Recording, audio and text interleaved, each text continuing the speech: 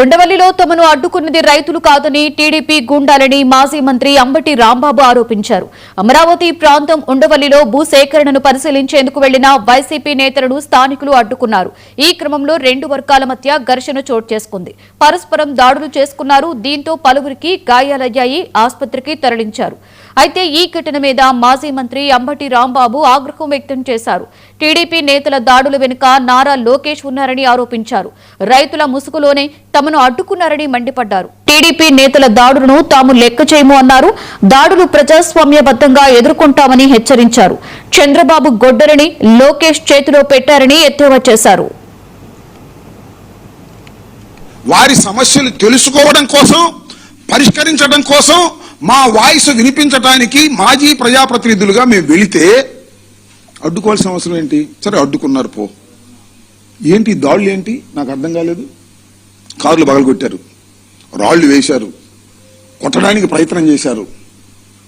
ఈ క్రమంలో ఒక పెద్ద రాయి, ఇంత రాయి విసిరారు మా మీదకి. ఒక కానిస్టేబుల్ అడ్డం వచ్చాడు, వాడికి తెలియదు పాపం. Is hospitalised. ఆ రాయి ఎవరు వేశారు మీడియా అంతా చూసింది. ఆ రాయి రేపు మేము వేసామని చెప్తారు పోలీసులు. ఇది జరిగేటటువంటి విషయం.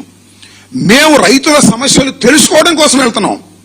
వెళ్తుంటే మా మీద దాడి చేసే కార్యక్రమం చేస్తున్నారు నారా చంద్రబాబు నాయుడు గారు. మీ కుమారుడు నియోజకవర్గంలో మాది గొడ్డల పార్టీ, మీరు చెబుతున్నారుగా మాది గొడ్డల పార్టీ. మీరు మీదే పార్టీ. గొడ్డల పార్టీ అయితే మేము తన్ను తింటామా? కార్లు పగలు కొట్టుకుంటామా? కానిస్టేబుల్ని కొడతామా? గొడ్డల పార్టీ మాది అయితే. మాది గొడ్డల పార్టీనా మీది గొడ్డల పార్టీనా ఇప్పుడు చెప్పమంటున్నాను నారా చంద్రబాబు నాయుడు గారిని, లోకేష్ గారిని. ఒక కానిస్టేబుల్ మీద ఇంత పెద్ద రాయి వేస్తే అతను పడిపోయాడు. అది నాకు తగిలితేనో లేకపోతే పెద్ద ఆయనకి తగిలితేనో చావాల్సిందేనా మేము? ఏమిటి దాడులను అడుగుతా ఉన్నా. నారా లోకేష్ గారిని అడుగుతా ఉన్నా, చంద్రబాబు నాయుడు గారిని అడుగుతా ఉన్నా. గొడ్డలి పార్టీ మాదని మీరు ప్రచారం చేసి మీరు దాడులు చేసి మమ్మల్ని చంపడానికి, కానిస్టేబుల్ని కొట్టడానికి ప్రయత్నం చేసేటటువంటి ఒక దుర్మార్గమైనటువంటి పాలన ఇవాళ ఈ రాష్ట్రంలో జరుగుతుందా లేదా చెప్పాలని మనం చేస్తున్నాం. పోలీసులు వచ్చారు, అయ్యా మీరు వెళ్ళొద్దండి, అక్కడ వాళ్ళు గ్యాదర్ అవుతున్నారు, లా అండ్ ఆర్డర్ ప్రాబ్లం వస్తే అన్నారు. మేము ముందుగా ప్రకటించుకుని మేము వెళ్తున్నాం. వాళ్ళు గ్యాదర్ అయితే మేము పారిపోవాలని చెప్పండి. ప్రజాస్వామ్యంలో పోలీసులు ఎవరి పక్షాన ఉన్నారు?